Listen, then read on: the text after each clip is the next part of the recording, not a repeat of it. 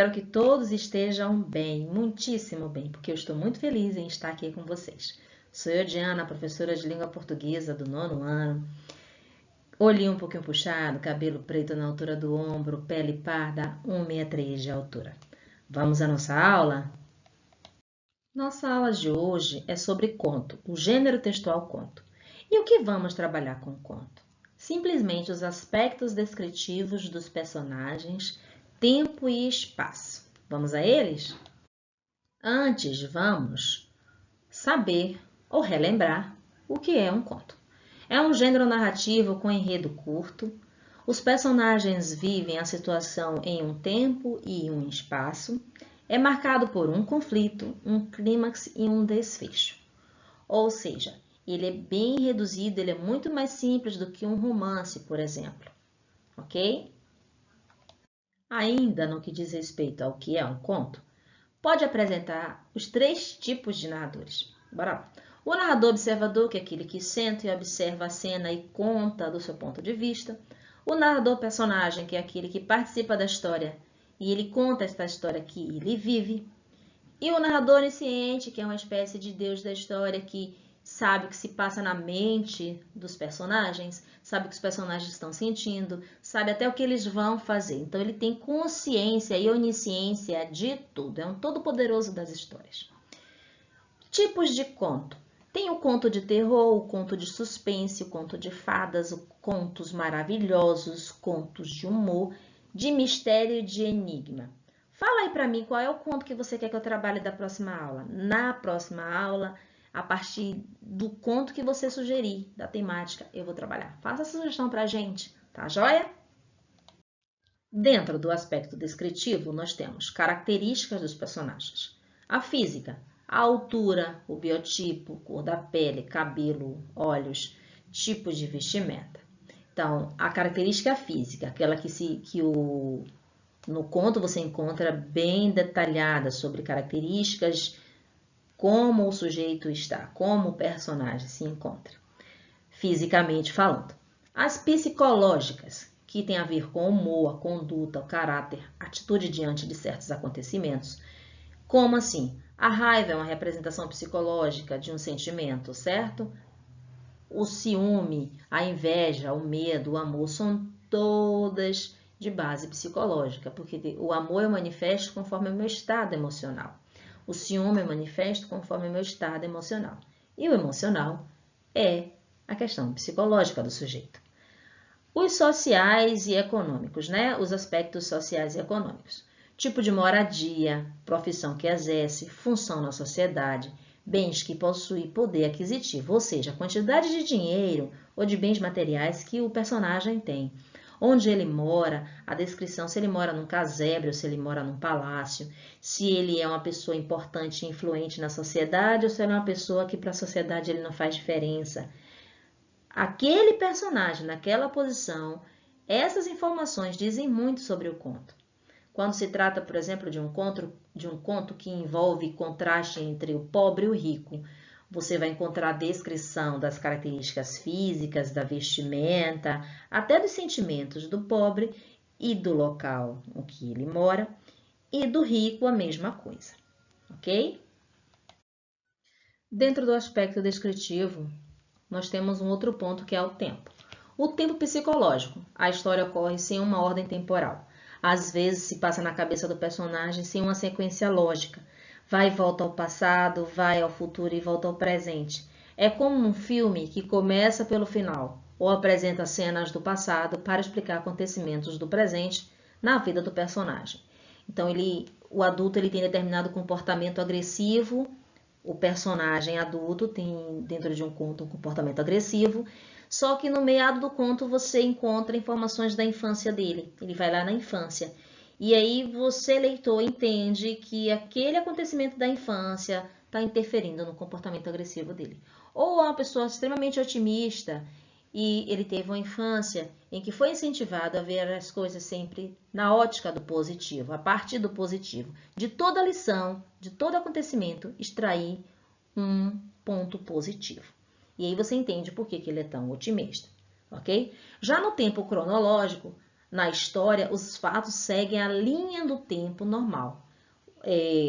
Você tem as horas, os dias, os meses e os anos sendo alinhados aí. Então, você conta uma história, e esse conto ele apresenta a cronologia da vida de alguém. Então, fala da infância, da adolescência e da fase adulta. Ele segue uma ordem temporal, ok? O último aspecto descritivo é o espaço ou cenário. Você tem o espaço físico, que é a descrição do ambiente, da casa, do cenário onde a história acontece. Então, você tem, quando eu faço essa descrição aqui para você, uma casinha com a mesinha, com um paninho, um tecido de renda, duas cadeiras apenas, um sofá bem velhinho no canto e uma senhora sentada na cadeira de balanço olhando o tempo. Você tem uma visualização desse cenário, ok? Já no espaço ou cenário psicológico, o local é criado na mente do personagem. Geralmente, quando o conto ou a história narrativa apresenta uma história contada a partir de um sonho, a partir do imaginário, a partir de ilusões ou de mundos fantasiosos. Então, essa ideia ela é toda psicológica. Às vezes, o cenário ele não é importante, o acontecimento é que é importante. Então, a descrição do acontecimento se torna mais importante do que a descrição do espaço. O espaço que eu descrevi para vocês, eu posso interpretar como solidão dessa senhora no balanço, eu posso interpretar que é um espaço pobre ou humilde, eu posso interpretar que é uma área interiorana, do interior de alguma região. Você pode fazer vários caminhos aí de interpretação a partir da descrição do espaço físico. Vamos ao conto Bruxas Não Existem, de Moacir Clear. Vocês acreditam?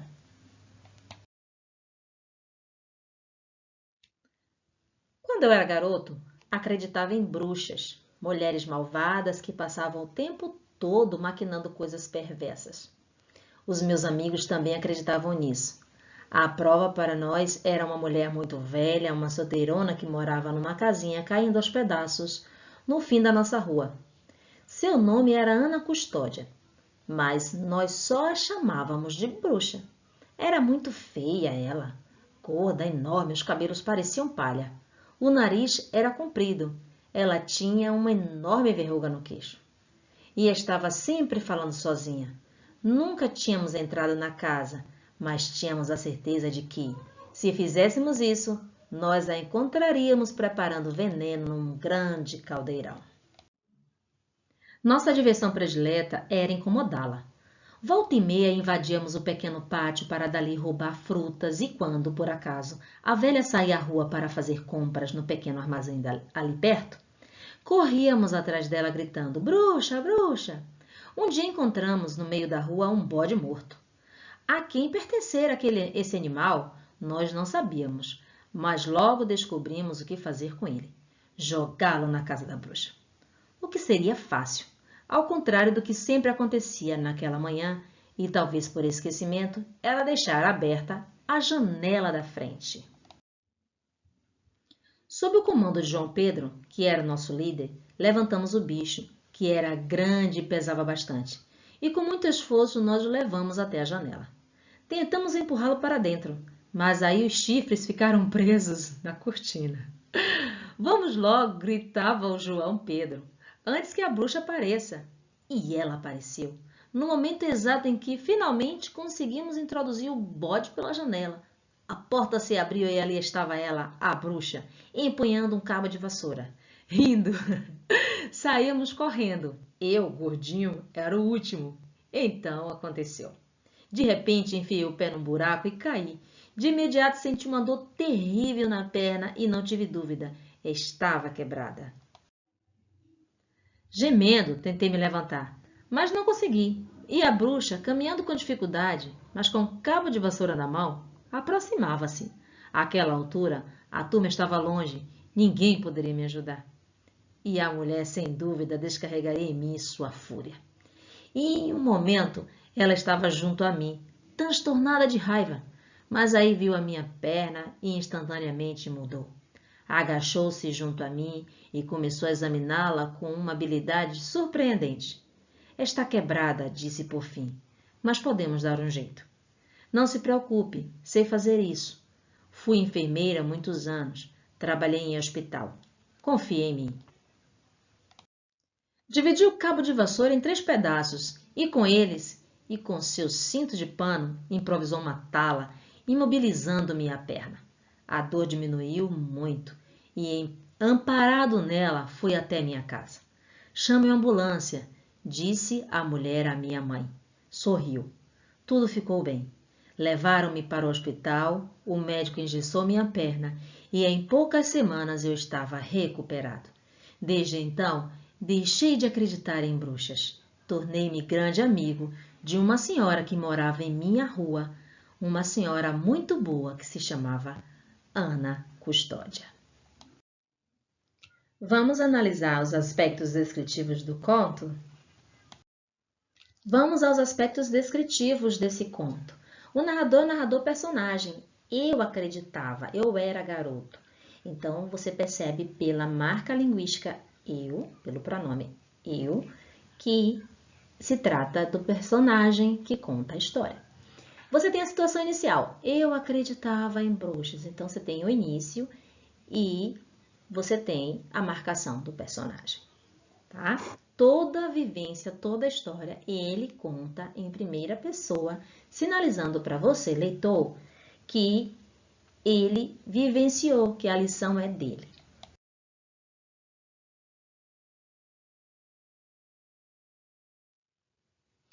Bom, nesse recorte do conto, você tem características da personagem. No caso, a personagem que é alvo de ataque, que era uma mulher muito velha, solteirona.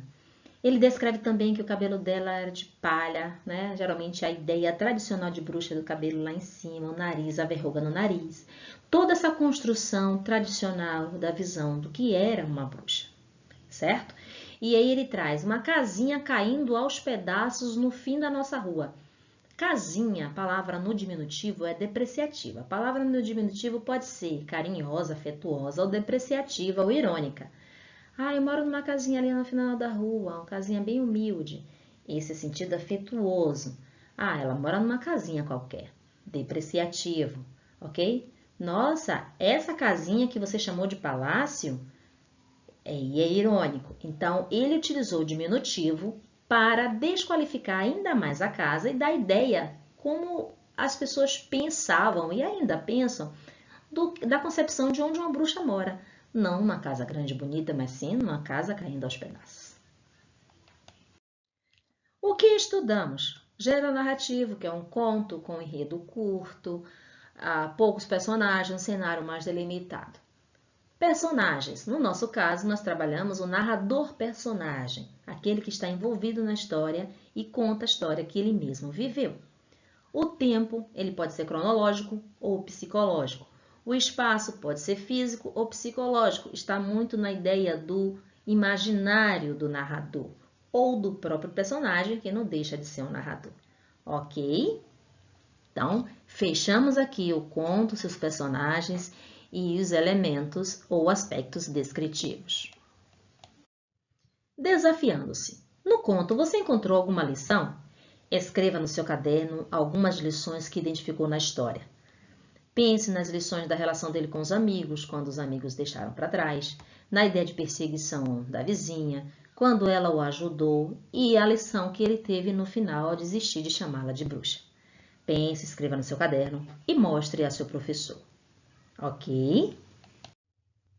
Deixo para vocês um excelente dia, que vocês tenham no coração a vontade de aprender e na mente a possibilidade de crescer, ok? Um grande beijo e aproveitem bastante. Deixem no Tira Dúvida as dúvidas. Deixem no Tira Dúvida as dúvidas. Um forte abraço.